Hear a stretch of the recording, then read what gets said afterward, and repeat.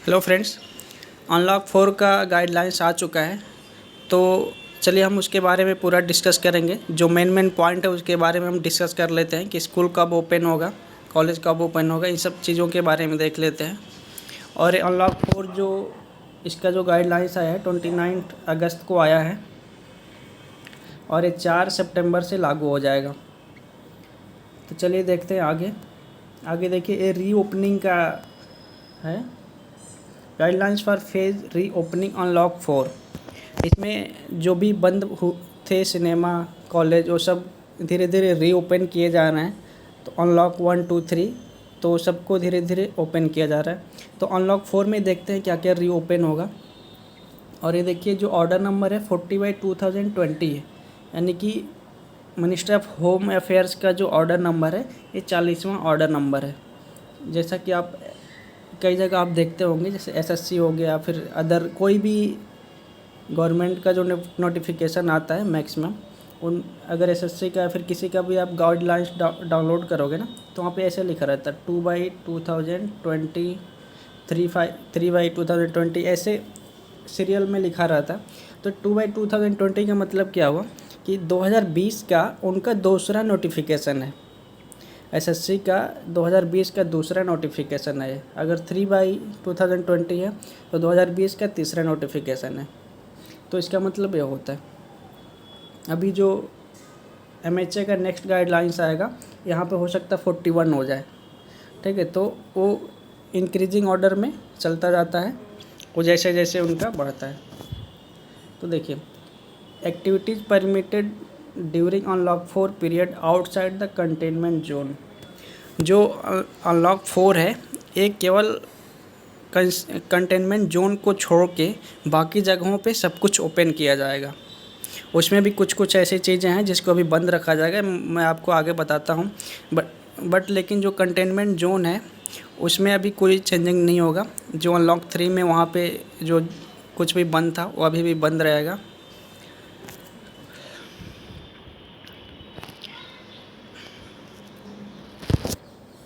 देखिए, in areas outside the containment zone all activities will be permitted except the following.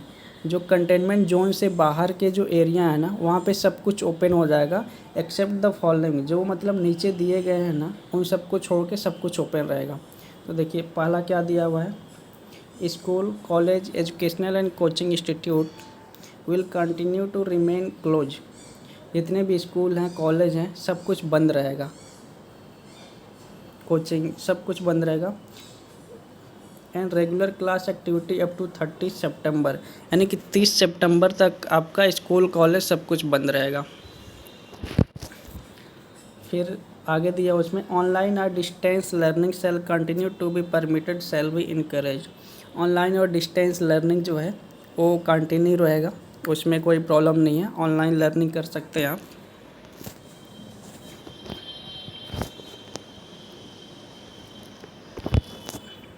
आगे देखिए, आगे दिया, स्टेट्स, यूनियन टेरिटरीज में permit up to 50% of teaching staff, teaching and non teaching staff to be call to the school at a time for online teaching.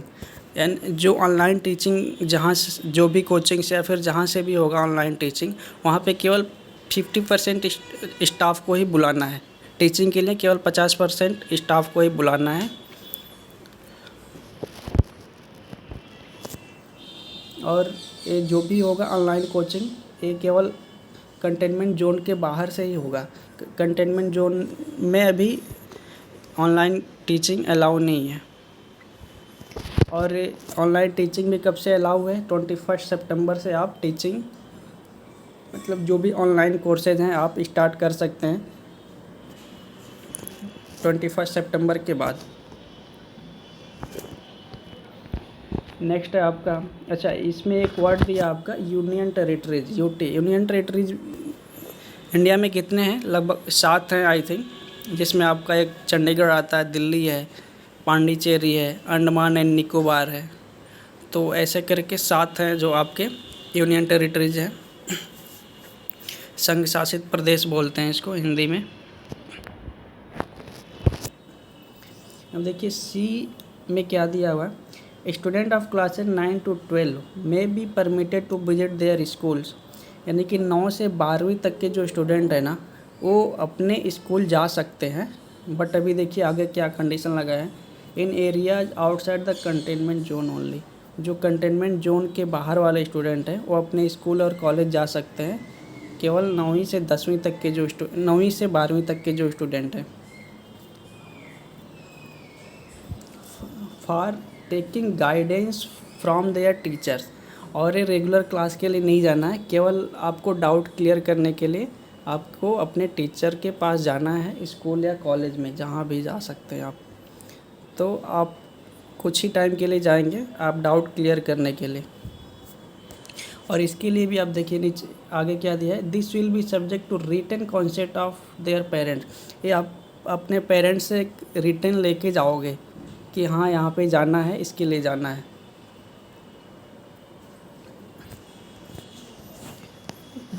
आगे चलते हैं, आगे दिया है ये देखिए जितने भी ट्रेनिंग सेंटर है ना, जैसे कि ITI हो गया, NSIT हो गया, जितने भी और CTI हो गया, जो भी ट्रेनिंग सेंटर हैं ये भी ओपन किए जाएंगे। बट ये कब से किया जाएगा, 21 सितंबर के बाद ओपन होगा। स्कूल कॉलेज तो सब कुछ बंद रहेगा 30 सितंबर तक, बट जो ट्रेनिंग सेंटर है जैसे कि ITI, CTI, NSIC, national skill development, ये सब क्या है 21 सितंबर से ओपन हो जाएंगे।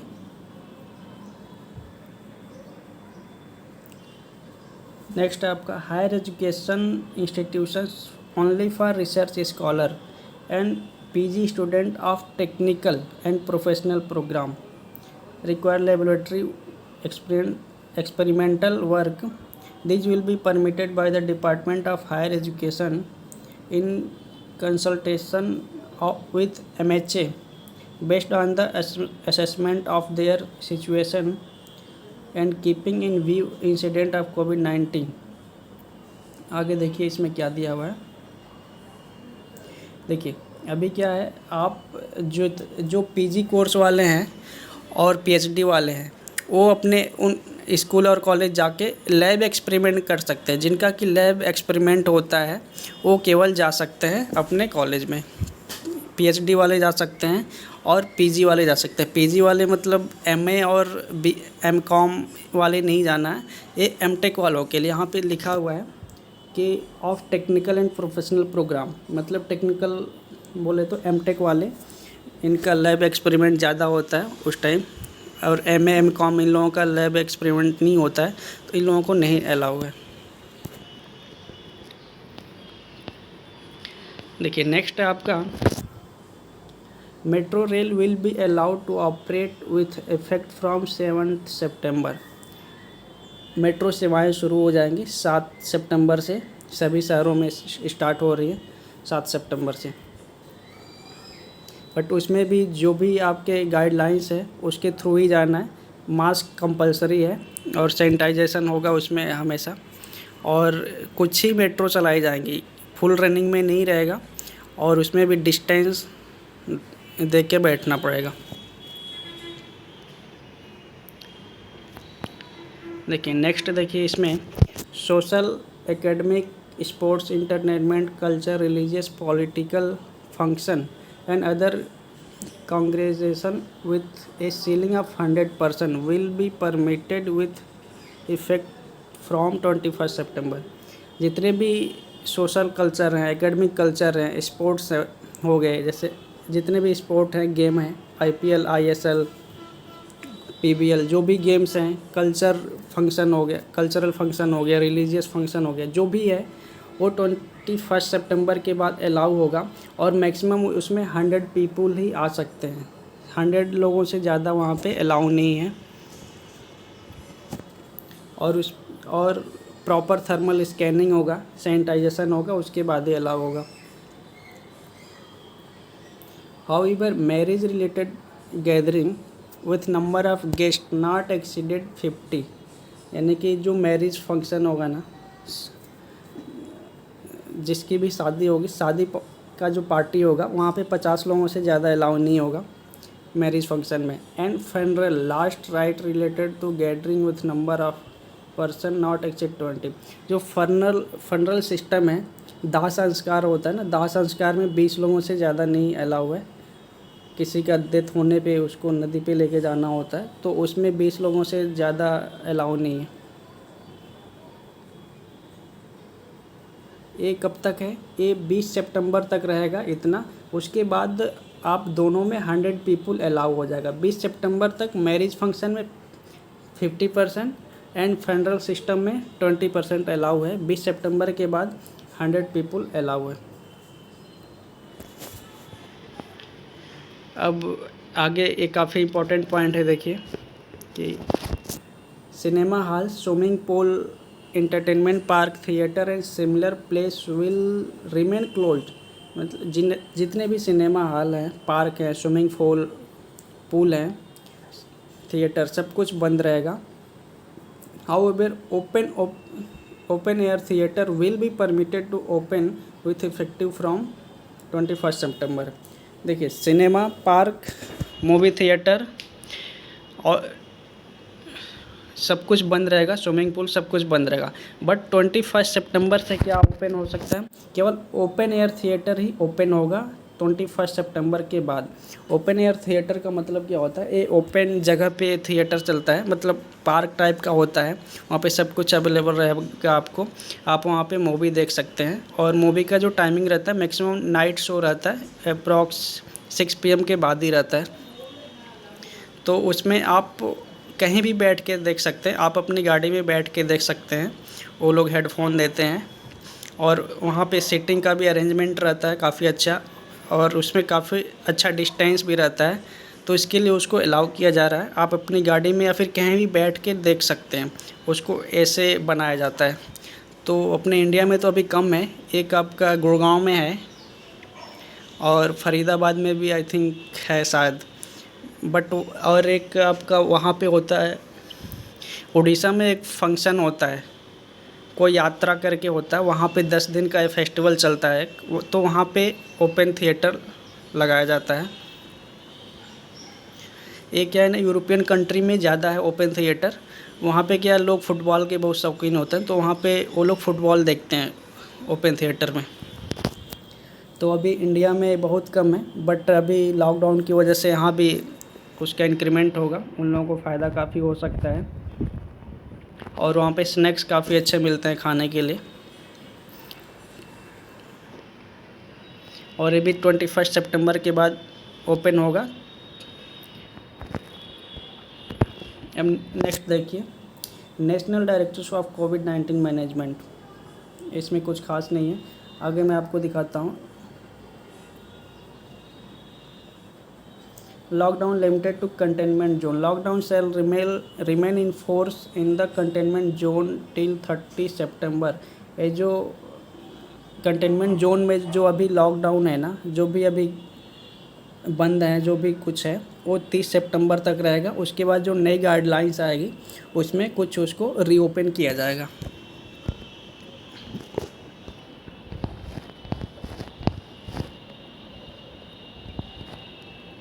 एक पॉइंट 4 देखिए, काफ़ी इम्पोर्टेंट पॉइंट है। State union territory government shall not impose any local lockdown state district sub division city level outside the containment zone without prior consultation with the central government. देखिए, अभी तक क्या होता था ना, सेंट्रल गवर्नमेंट ने lockdown तो हटा दिया था, बट कुछ सिटी ऐसे थे जहाँ के लोकल गवर्नमेंट, जैसे अभी आपका जो पटना यानी कि बिहार जो स्टेट था ना, वहाँ पे अभी लॉकडाउन है। तो अभी क्या होगा कि अभी लॉकडाउन कोई स्टेट लेवल पे या फिर डिस्ट्रिक्ट लेवल पे कोई भी लॉकडाउन नहीं लगा सकता है बिना सेंट्रल गवर्नमेंट से परमिशन लिए। वहाँ पे कोई लॉकडाउन नहीं रहेगा। केवल कंटेनमेंट जोन में जो लोकल अथॉरिटी है वो लॉकडाउन लगा सकता है।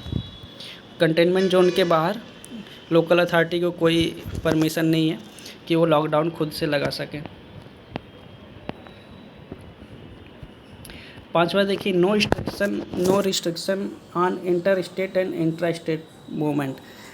अभी लॉकडाउन के ड्यूरिंग क्या था, अभी तक क्या था कि अभी जो ट्रैवल है ना, यानी कि बसें जो जाती हैं, क्यों आप ट्रेन से तो एक स्टेट से दूसरे स्टेट में जा सकते हो, बट अगर आप बस से चाहो कि आप एक स्टेट से दूसरे स्टेट में जाओ तो अभी बस अलाउ नहीं था। वो केवल एक स्टेट के बॉर्डर तक ही बस लेके जाती थी, वहाँ पे आपको छोड़ देते थे।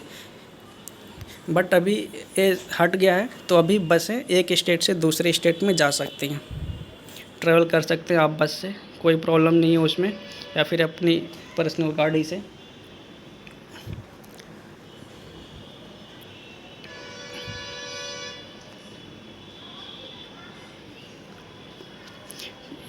तो इतना ही मेन पॉइंट था।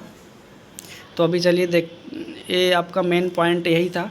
तो अभी जितने भी स्टूडेंट हैं वो 30 सितंबर तक उनके कॉलेज स्कूल नहीं खुलेंगे, तो आप लोग रूम पे ही अच्छे से पढ़ाई करो, ऑनलाइन क्लासेस ज्वाइन करो जो भी है, और अच्छे से एग्ज़ाम की प्रिपरेशन कर लो, क्योंकि जैसे ही 30 सितंबर के बाद कॉलेज ओपन होगा तो एडमिशन प्रोसेस बहुत जल्दी होगा। अभी तो एडमिशन प्रोसेस भी ऑनलाइन हो चुके हैं, मैक्सिमम कॉलेजेस में ऑनलाइन ही हो रहे हैं, और कुछ एंट्रेंस एग्ज़ाम अभी बाकी हैं, जैसे कि यूपी पॉलिटेक्निक हो गया, IERT हो गया, UPSEE हो गया। UPSEE का 20 सितंबर को एग्ज़ाम है, तो उसका भी एग्ज़ाम होते ही ऑनलाइन एडमिशन होगा उसमें। तो जैसे एग्ज़ाम होगा एडमिशन बहुत जल्दी होगा, फिर आपको एग्ज़ाम के लिए प्रिपेयर करना पड़ेगा, काफ़ी हार्ड वर्क करना पड़ेगा इस सेमेस्टर में, अगले 2 सेमेस्टर तक आपको हार्ड वर्क करना पड़ेगा। तो चलिए मिलते हैं नेक्स्ट वीडियो में। अगर कोई भी प्रॉब्लम होता है आप ग्रुप ज्वाइन करो, वहाँ पे मुझे मैसेज करो या फिर कमेंट करो, कुछ भी पूछना है तो। Thanks for watching.